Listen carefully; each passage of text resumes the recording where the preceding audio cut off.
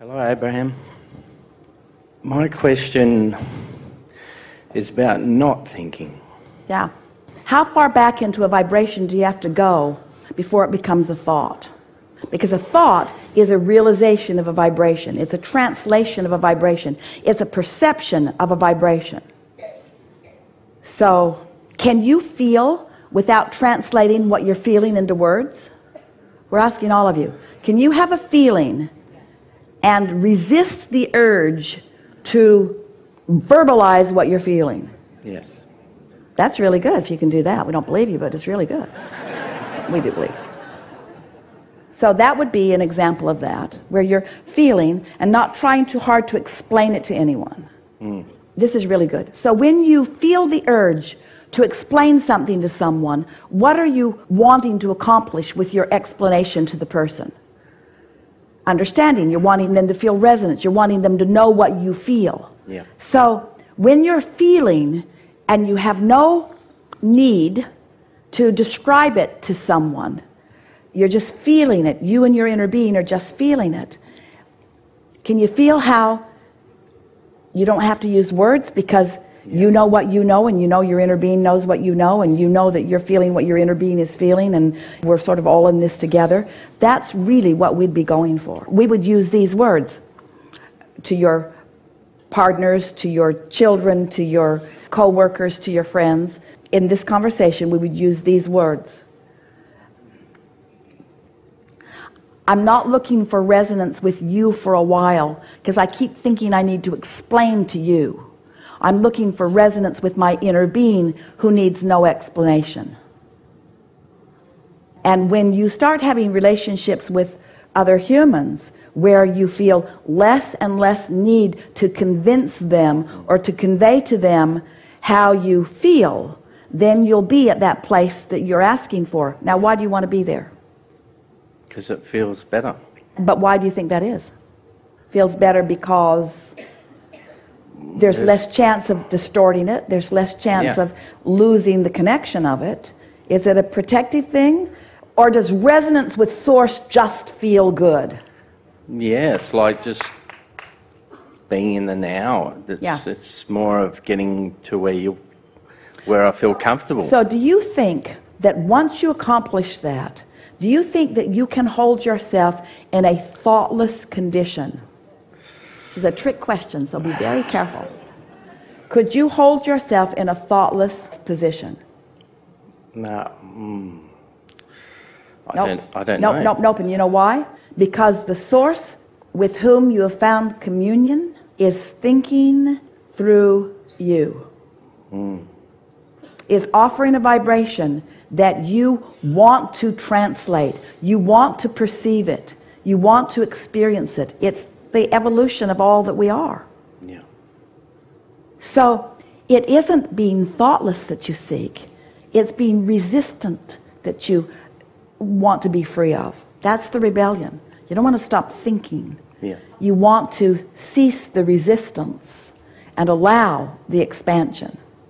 Yeah, I get that. Yeah, we know you do. So now what? Want to leave it there, or you want to talk about what we're thinking about? Answer for yourself. Is that satisfying? Is that far enough? Is that as far as you want to go? Or is there more to be experienced? I think the manifesting part fits in there somewhere. But this is the thing that we're wanting to convey to you. Manifesting is realization. So often when you think of manifestation, you think, I want to manifest a car. Well, we get that. Or I want to manifest a relationship. But the truth of it is you're manifesting constantly. Everything that's happening in your experience, everything that's in your awareness is your manifestation. Yeah. And your manifestation is your perception. And your perception is your point of attraction.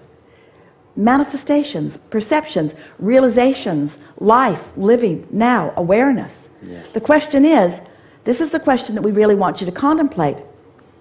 Who is the you that we're talking about? When we say you create your own reality, who are we talking about? Who are you really? Who are you? Who are you? Your source, your worthy, your intelligence,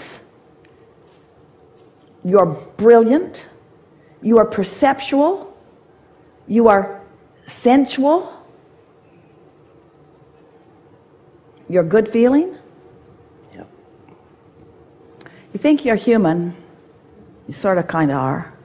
Think you're human. You are a species here in this physical format, but you are source energy exploring an environment. And to the degree that you are loving every minute of it, you are clear and a wide open valve or vessel to the source energy who wanted this expression and exposure to life. That's who you are. And anything less than feeling really good all the time is a distortion of your intention. Yeah. So what was your original question? Not thinking. And give us a little more about not thinking. Well, it's sort of about looking within without attaching yourself to any question that comes into your mind.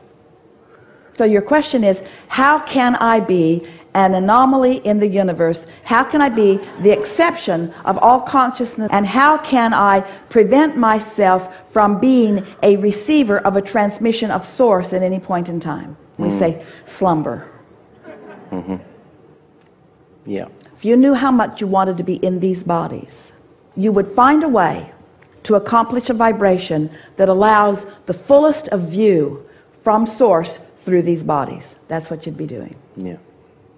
And that translates into you'd be the lover you were born to be, you'd be the creator that you were born to be, you'd be the perceiver that you were born to be, you'd be the inventor that you were born to be, you'd be the appreciator that you were born to be, you'd be the basker that you were born to be, you'd be the fast momentum focuser that you were born to be. You wouldn't hold back. You would love momentum. You would love speed. You would love agility. You would love focus. You would love conversation. You would love expansion. You would love leading edge. You would love the new idea. You would love the thrill of the new idea hatching. You would love the feeling of the exposure to the new idea. You would love the co-creative experience of being in on the hatching of the new idea. Say. Yeah. Leading edge is where it's at. Leading edge is who you are. Anything else isn't any fun. Yeah. To those like you who know all this, you see. You just can't back off from who you are. And you know too much. You know way too much. You can't go back. You can't go back to complacency or boredom. You can't go back to staying in one place all the time. You're a world citizen. You are a universal creator. You're source energy in a physical body. You are expansive. You are big. You can't go back. You must go forward. And when you stop deliberately trying to hold yourself back, then this moment and this moment and this moment and this moment is the way you knew it would be, you see. Yeah. Watch the little ones. They know. They can't get enough. They can't get enough. Kate would come over to play with Esther, and there were fun things that Esther would encourage them to do. And then next time Kate would come, this was before Luke was born, Kate wanted to do everything that they'd done before and new stuff. And then next time she'd come, she wanted to do everything that she'd done before and new stuff. And then the next time, everything that they'd done before and new stuff. In other words, there was the fun on the golf cart, and there was the treasure hunt around the property, and there was the looking for pennies hidden in the treehouse. And there was the chasing the roadrunner around. In other words, let's do all of those things that we've done before and something new. But after a while, some of the things that they had done before had to give way to what was new. Had to give way. Mm-hmm. Some of the things that you've done before have to give way to what's new. And then there was the realization that it was the new that was the most fun. Because the stuff you've done before becomes sort of complacent, doesn't it? It's in the hatching of the new that the true energy, it's the explosion into the new that you're about, you see. Yeah. You want to think. You just don't want to think resistant thoughts. Yeah, absolutely. Really good. Yeah. Yeah. Thank you.